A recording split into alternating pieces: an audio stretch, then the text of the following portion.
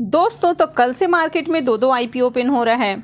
तो आज के वीडियो में हम दोनों कंपनियों के बारे में बात करेंगे कि कंपनी का बिजनेस क्या है, कंपनी प्रॉफिटेबल है या फिर लॉस मेकिंग है, इसकी ग्रे मार्केट में डिमांड कैसी है, यानी कि किसका प्रीमियम अच्छे प्राइस पे ट्रेड कर रहा है और किसकी मार्केट में ज़्यादा डिमांड देखने को मिल रही है।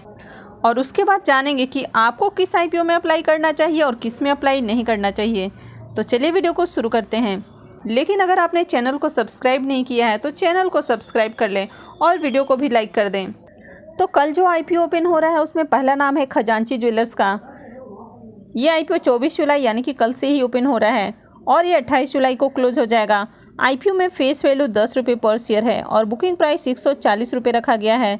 लॉट साइज 1000 शेयर्स का है। आईपीओ का इशू साइज 97 करोड़ का है। यहाँ पर 96.74 करोड़ रुपए के फ्रेश इशू हैं और रेस्ट जो पोर्शन है वो मार्केट मेकर का पोर्शन होने वाला है। अब ये कि सेमी आईपीओ है तो कंपनी बीएससी एसएमई पे लिस्ट होगी। तो सबसे पहले खजांची ज्वेलर्स के बिजनेस की बात करें तो इसकी शुरुआत 1996 में हुई थी और ये इंडियन ज्वेलरी इंडस्ट्री में एक जाना पहचाना नाम है। तो बेसिकली ये जो कंपनी है ये होलसेल और रिटेल दोनों सेक्टर में काम करती है।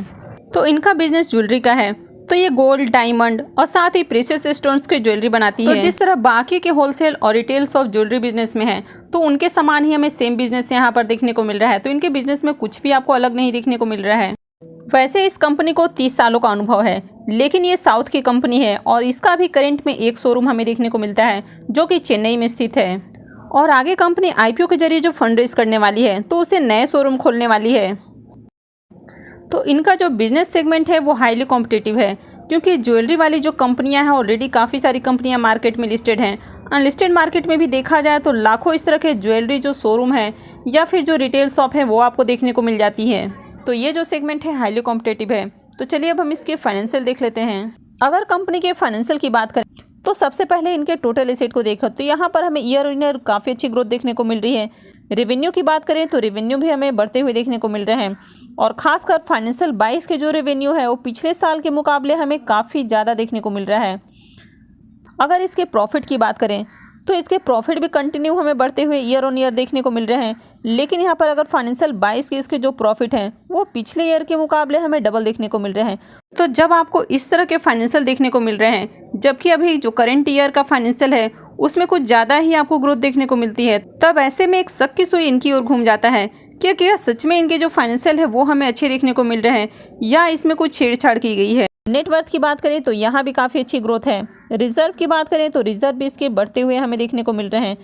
अगर कंपनी के ऊपर डेट की बात करें तो इसके जो डेट हैं वो भी लगातार हमें बढ़ते हुए देखने को मिल रहे हैं।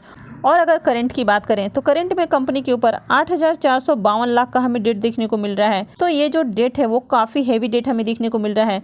अगर कंपनी के रिजर्व देखें तो इसके डेट की अपेक्षा इसका जो रिजर्व है वो काफ़ी कम हमें देखने को मिल रहा है। साथ ही कंपनी जो प्रॉफिट जनरेट कर रही है वो भी काफ़ी कम है। हालांकि पिछले साल के मुकाबले इसका जो प्रॉफिट है वो हमें डबल देखने को मिल रहा है। तो कहीं ना कहीं ये भी शक पैदा कर रहा है कि ये जो फाइनेंशियल दिए गए हैं वो सच में सही है या फिर इसमें भी कुछ हेर फेर की गई है, क्योंकि काफ़ी सारे जो आईपीओस होते हैं वो ट्रैप करने के लिए लाए जाते हैं।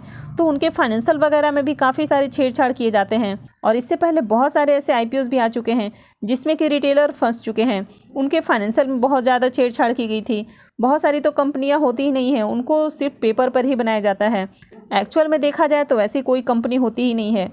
तो इसलिए आपको सावधान रहना है, आपको किसी भी आईपीओ में अप्लाई नहीं करना है।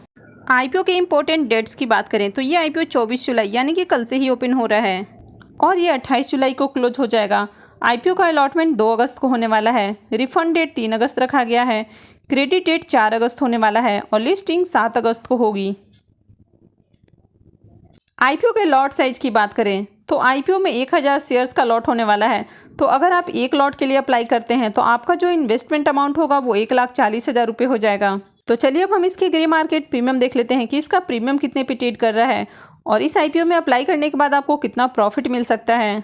खजांची ज्वेलर्स के ग्रे मार्केट प्रीमियम को देखें तो इसका प्रीमियम अभी 3 रुपये पे ट्रेड कर रहा है और पिछले 3-4 दिनों से इसका प्रीमियम 3 रुपये पर ही ट्रेड कर रहा है। आईपीओ में लॉट साइज 1000 शेयर्स का है। तो इसका मतलब है कि इस आईपीओ से 3,000 रुपये करीब प्रॉफिट मिल सकता है। तो इस आईपीओ से आपको 2% करीब लिस्टिंग गेन देखने को मिल सकता है। तो फिलहाल इसका प्रीमियम बहुत ही लो प्राइस पे ट्रेड कर रहा है और कंपनी के बिजनेस में भी कोई हमें दम नहीं देखने को मिल रहा है। कंपनी का जो फाइनेंशियल है वो भी हमें ज़्यादा अट्रैक्टिव नहीं देखने को मिल रहा है। वैसे भी एसएमई आईपीओ में सिर्फ और सिर्फ लिस्टिंग गेन के लिए ही अप्लाई करना ज़्यादा बेटर होता है। तो फिलहाल इसका जो प्रीमियम है वो बहुत ही लो प्राइस पे ट्रेड कर रहा है, तो आपको इस आईपीओ को अवॉइड करना चाहिए। तो चलिए अब देख लेते हैं नेक्स्ट आईपीओ को। नेक्स्ट आईपीओ है यशंस केमिक्स केयर आईपीओ। ये आईपीओ भी 24 जुलाई यानी कि कल से ही ओपन हो रहा है और ये 26 जुलाई को क्लोज हो जाएगा। फेस वैल्यू 10 रुपये पर शेयर है और बुकिंग प्राइस 40 रुपये रखा गया है। लॉट साइज 3000 शेयर्स का होने वाला है। आईपीओ का इशू साइज 20.57 करोड़ का है और ये पूरा का पूरा फ्रेश इशू का आईपीओ है। अब ये एक एसएमई आईपीओ है, तो कंपनी एनएससी एसएमई पे लिस्ट होने वाली है। तो चलिए कंपनी के बिजनेस को देख लेते हैं। अब अगर इस कंपनी के बारे में बात करें तो ये कंपनी बहुत ही नई कंपनी है। कंपनी 2017 में ही इनकॉर्पोरेट हुई है और ये कंपनी मैन्युफैक्चरिंग का काम करती है। कंपनी यहाँ पर डाई बनाती है, इसके साथ ही पिगमेंट पेस्ट और एफएमसीजी प्रोडक्ट बनाती है और साथ में इनका सेल भी करती है। ये कंपनी काफ़ी अलग अलग तरह के डाइज बनाती है, जिसमें कि natural die, synthetic die, synthetic organic die, तो अलग अलग तरह के डाई बनाती है और ये मल्टीपल सेट्स में इनको बनाती है। इसके अलावा अगर इनकी एफएमसीजी प्रोडक्ट की बात करें तो company hair oil, perfume, deodorant, handmade soap, sanitiser, तो इस तरह के काफ़ी सारे प्रोडक्ट बनाती है और इसको ये प्लेक्सो ब्रांड के नाम से सेल करती है। तो कंपनी जो कलर यानी कि जो डाई बनाती है तो उसका हमें डिमांड अलग अलग इंडस्ट्रीज में देखने को मिलता है। तो डायरेक्टली इनडायरेक्टली इनका use textile, paper, paint, ink, soap, plastic, wood, detergent और एफएमसीजी इंडस्ट्री में हमें देखने को मिलता है। ये जो कंपनी है गुजरात बेस्ड कंपनी है। तो करेंट में कंपनी के 2 मैन्युफैक्चरिंग यूनिट हैं। तो पहले यूनिट में डाई का मैन्युफैक्चरिंग किया जाता है और दूसरी वाली जो यूनिट है वहाँ पर एफएमसीजी प्रोडक्ट बनाया जाता है। तो अगर इनके ओवरऑल बिजनेस की बात करें तो कंपनी जो एफएमसीजी प्रोडक्ट बनाती है तो ऐसी काफ़ी सारी कंपनियां मार्केट में लिस्टेड हैं, लेकिन जो डाई बनाने वाली कंपनियां हैं तो वो आपको थोड़े से कम देखने को मिलते हैं। तो कंपनी डाई की भी मैन्युफैक्चरिंग करती है, जिसकी डिमांड डायरेक्ट और इनडायरेक्ट आपको दूसरे इंडस्ट्रीज में भी देखने को मिल जाती है। तो चलिए अब हम इसके फाइनेंशियल देख लेते हैं।